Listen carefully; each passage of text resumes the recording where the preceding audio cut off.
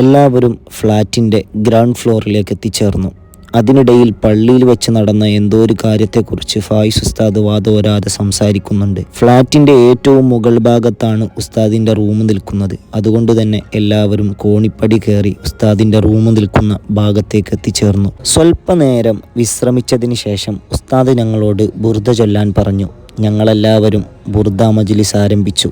കൂട്ടത്തിൽ വന്ന ഉറുദു സുഹൃത്തുക്കളും അതേറ്റു ചൊല്ലുന്നുണ്ടായിരുന്നു. പിന്നീട് അവസാനമായി ഉസ്താദിൻ്റെ ചെറിയൊരു പ്രാർത്ഥനയ്ക്ക് ശേഷം ഞങ്ങൾക്ക് മുമ്പിൽ തുറക്കപ്പെട്ടത് അതിമനോഹരമായൊരു സൽക്കാരമായിരുന്നു.